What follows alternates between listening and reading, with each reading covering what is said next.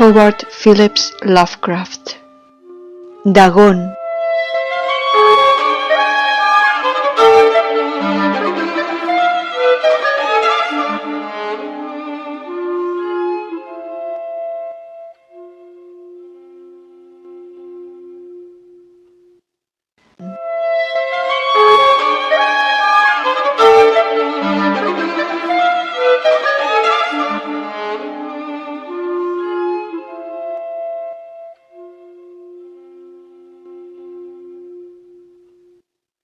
Escribo esto bajo una fuerte tensión mental, ya que cuando llegue la noche habré dejado de existir.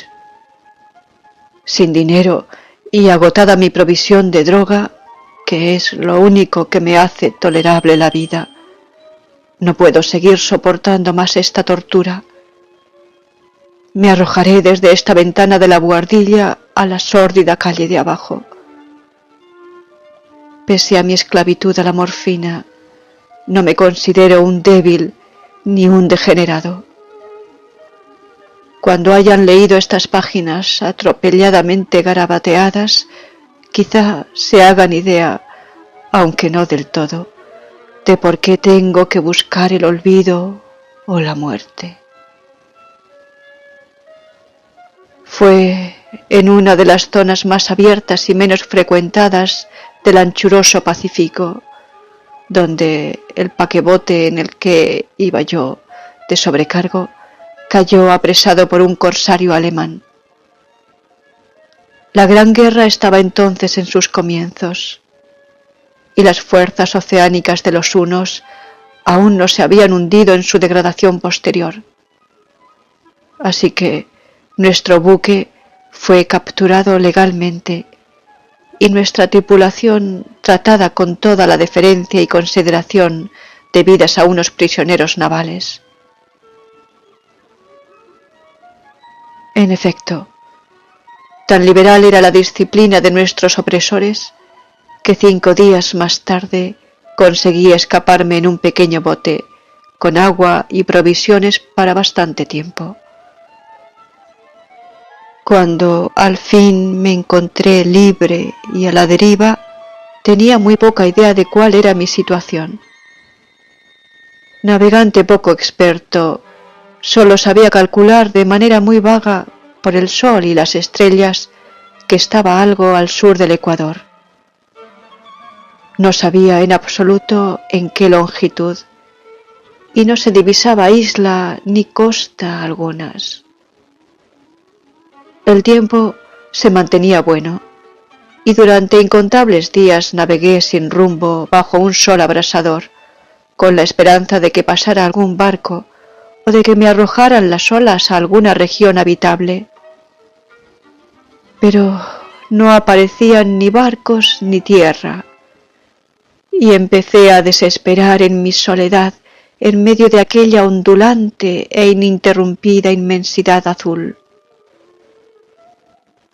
El cambio ocurrió mientras dormía. Nunca llegaré a conocer los pormenores, porque mi sueño, aunque poblado de pesadillas, fue ininterrumpido. Cuando desperté finalmente, descubrí que me encontraba medio succionado en una especie de lodazal viscoso y negruzco que se extendía a mi alrededor, con monótonas ondulaciones hasta donde alcanzaba la vista, en el cual se había adentrado mi bote cierto trecho. Aunque cabe suponer que mi primera reacción fuera de perplejidad ante una transformación del paisaje tan prodigiosa e inesperada, en realidad sentí más horror que asombro, pues había en la atmósfera y en la superficie putrefacta una calidad siniestra que me heló el corazón. La zona estaba corrompida de peces descompuestos y otros animales menos identificables que se veían emerger en el cieno de la interminable llanura. Quizá no deba esperar transmitir con meras palabras la indecible repugnancia que puede reinar en el absoluto silencio y la estéril inmensidad. Nada alcanzaba a oírse, nada había a la vista, salvo una vasta extensión del légamo negruzco. Si bien la absoluta quietud y la uniformidad del paisaje me producían un terror nauseabundo. El sol ardía en el cielo, que me parecía casi negro por la cruel ausencia de nubes. Era como si reflejase la ciénaga tenebrosa que tenía bajo mis pies. Al meterme en el bote encallado, me di cuenta de que sólo una posibilidad podía explicar mi situación. Merced a una conmoción volcánica, el fondo oceánico había emergido a la superficie, sacando a la luz regiones que durante millones de años habían estado ocultas bajo insondables profundidades de agua. Tan grande era la extensión de esta nueva tierra emergida debajo de mí, que no lograba percibir el más leve rumor de oleaje, por mucho que aguzaba el oído. Tampoco había aves marinas que se alimentaran de aquellos peces muertos. Durante varias horas estuve pensando y meditando, sentado en el bote, que se apoyaba sobre un costado y proporcionaba un poco de sombra al desplazarse el sol en el cielo.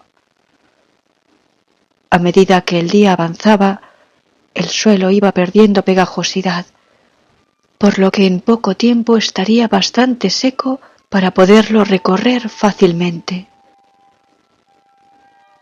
Dormí poco esa noche y al día siguiente me preparé una provisión de agua y comida a fin de emprender la marcha en busca del desaparecido mar y de un posible rescate.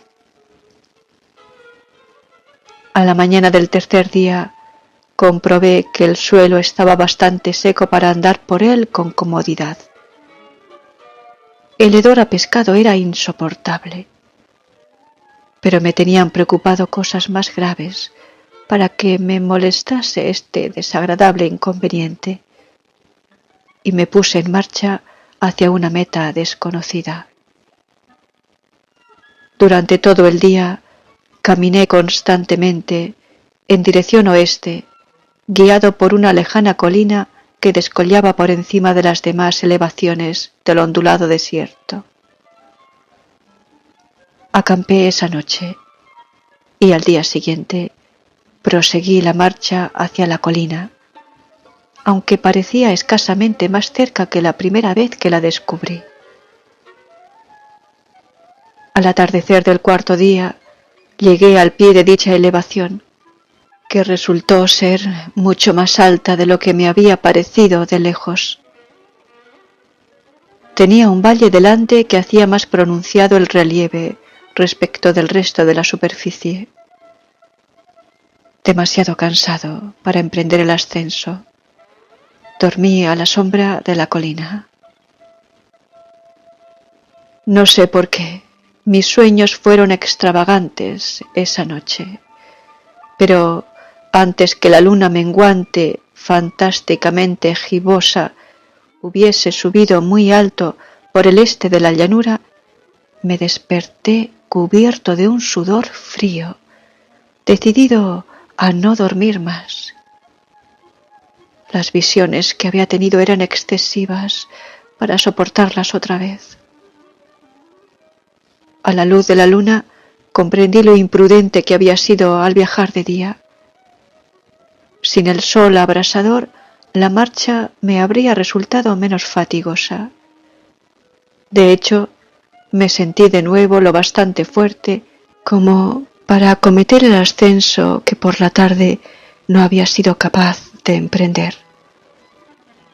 Recogí mis cosas e inicié la subida a la cresta de la elevación. Ya he dicho que la ininterrumpida monotonía de la ondulada llanura era fuente de un vago horror para mí. Pero creo que mi horror aumentó cuando llegué a lo alto del monte y vi al otro lado una inmensa sima o cañón, cuya oscura concavidad aún no iluminaba la luna. Me pareció que me encontraba en el borde del mundo, escrutando desde el mismo canto hacia un caos insondable de noche eterna. En mi terror se mezclaban extraños recuerdos del paraíso perdido y la espantosa ascensión de Satanás a través de remotas regiones de tinieblas. Al elevarse más la luna en el cielo, empecé a observar que las laderas del valle no eran tan completamente perpendiculares como había imaginado. La roca formaba cornisas y salientes que proporcionaban apoyos relativamente cómodos para el descenso. Y a partir de unos centenares de pies, el declive se hacía más gradual. Movido por un impulso que no me es posible analizar con precisión, bajé trabajosamente por las rocas hasta el declive más suave, sin dejar de mirar hacia las profundidades estigias donde aún no había penetrado la luz. De repente me llamó la atención un objeto singular que había en la ladera opuesta, el cual se erguía enhiesto como a un centenar de yardas de donde estaba yo. Objeto que brilló con un resplandor blanquecino al recibir de pronto los primeros rayos de la luna ascendente. No tardé en comprobar que era tan solo una piedra gigantesca, pero tuve la clara impresión de que su posición y su contorno no eran enteramente obra de la naturaleza. Un examen más detenido me llenó de sensaciones imposibles de expresar, pues, pese a su enorme magnitud y su situación en un abismo abierto en el fondo del mar, cuando el mundo era joven, me di cuenta, sin posibilidad de duda, de que el extraño objeto era un monolito perfectamente tallado, cuya imponente masa había conocido el arte y quizá el culto de criaturas vivas y pensantes. Confuso y asustado, aunque no sin cierta emoción de científico o de arqueólogo, examiné mis alrededores con atención. La luna, ahora casi en su cenit, asomaba espectral y vívida por encima de los gigantescos peldaños que rodeaban el abismo, y reveló un ancho curso de agua que discurría por el fondo formando meandros, perdiéndose en ambas direcciones y casi lamiéndome los pies donde me había detenido. Al otro lado del abismo, las pequeñas olas bañaban la base del ciclópeo monolito, en cuya superficie podía distinguir ahora inscripciones y toscos relieves.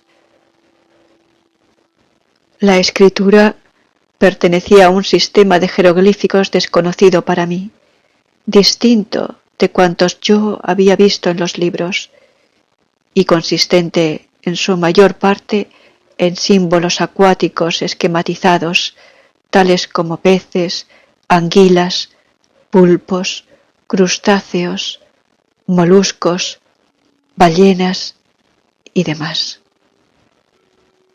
Algunos de los caracteres representaban evidentemente seres marinos desconocidos para el mundo moderno, pero cuyos cuerpos en descomposición había visto yo en la llanura surgida del océano. Sin embargo, fueron los relieves los que más me fascinaron. Claramente visibles al otro lado del curso de agua, a causa de sus enormes proporciones, había una serie de bajorrelieves cuyos temas habrían despertado la envidia de un doré. Creo que estos seres pretendían representar hombres, al menos cierta clase de hombres, aunque aparecían retozando como peces en las aguas de alguna gruta marina, o rindiendo homenaje a algún monumento monolítico, bajo el agua también. No me atrevo a descubrir con detalle sus rostros y sus cuerpos, ya que el mero recuerdo me produce vahidos, más grotescos de lo que podría concebir la imaginación de un Poe o de un Bulwer. Eran detestablemente humanos en general, a pesar de sus manos y pies palmeados, sus labios espantosamente anchos y flácidos, sus ojos abultados y vidriosos, y demás rasgos de recuerdo menos agradable. Curiosamente, parecían cincelados sin la debida proporción con los escenarios que servían de fondo, ya que uno de los seres estaba en actitud de matar una ballena de tamaño ligeramente mayor que él. Observé, como digo, sus formas grotescas y sus extrañas dimensiones, pero un momento después decidí que se trataba de dioses imaginarios de alguna tribu pescadora o marinera, de una tribu cuyos últimos descendientes debieron de perecer antes que naciera el primer antepasado del hombre de Pittown o de Neandertal. Aterrado ante esta visión inesperada y fugaz de un pasado que rebasaba la concepción del más atrevido antropólogo, me quedé pensativo mientras la luna bañaba con misterioso resplandor el silencioso canal que tenía ante mí. Entonces, de repente, lo vi. Tras una leve agitación que delataba su ascensión a la superficie, la entidad surgió a la vista sobre las aguas oscuras. Inmenso, repugnante, aquella especie de Polifemo saltó hacia el monolito como un monstruo formidable y pesadillesco, y lo rodeó con sus brazos enormes y escamosos, al tiempo que inclinaba la cabeza y profería ciertos gritos acompasados. Creo que enloquecí entonces. No recuerdo muy bien los detalles de mi frenética subida por la ladera y el acantilado, ni de mi delirante regreso al bote varado. Creo que canté mucho y que reí insensatamente cuando no podía cantar. Tengo el vago recuerdo de una tormenta poco después de llegar al bote. En todo caso, sé que oí el estampido de los truenos y demás ruidos que la naturaleza profiere en sus momentos de mayor irritación. Cuando salí de las sombras, estaba en un hospital de San Francisco. Me había llevado allí el capitán del barco norteamericano que había recogido mi bote en medio del océano. Hablé de muchas cosas en mis delirios, pero averigüé que nadie había hecho caso de las palabras. Los que me habían rescatado no sabían nada sobre la aparición de una zona de fondo oceánico en medio del Pacífico, y no juzgué necesario insistir en algo que sabía que no iban a creer. Un día fui a ver a un famoso etnólogo y lo divertí haciéndole extrañas preguntas sobre la antigua leyenda filistea en torno a Dagón, el dios pez. Pero enseguida me di cuenta de que era un hombre irremediablemente convencional y dejé de preguntar. Es de noche, especialmente cuando la luna se vuelve gibosa y menguante, cuando veo a ese ser. He intentado olvidarlo con la morfina, pero la droga solo me proporciona una cesación transitoria y me ha atrapado en sus garras, convirtiéndome irremisiblemente en su esclavo. Así que voy a poner fin a todo esto. Ahora que he contado lo ocurrido para información o diversión desdeñosa de mis semejantes.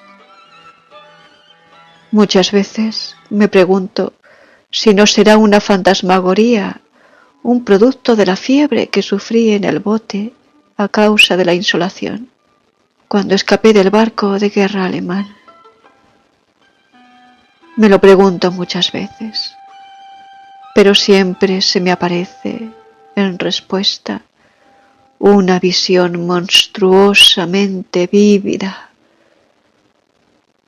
No puedo pensar en las profundidades del mar sin estremecerme ante las espantosas entidades que quizá en este instante se arrastran y se agitan en su lecho fangoso, adorando a sus antiguos ídolos de piedra y esculpiendo sus propias imágenes detestables en obeliscos submarinos de mojado granito. Pienso en el día que emerjan de las olas y se lleven entre sus garras de vapor humeantes a los endebles restos de una humanidad exhausta por la guerra, en el día en que se hunda la tierra y emerja el fondo del océano en medio del universal pandemonio. Se acerca el fin.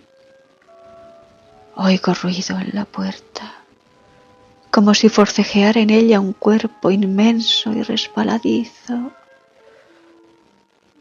No me encontrarán. Dios mío, esa mano. La ventana.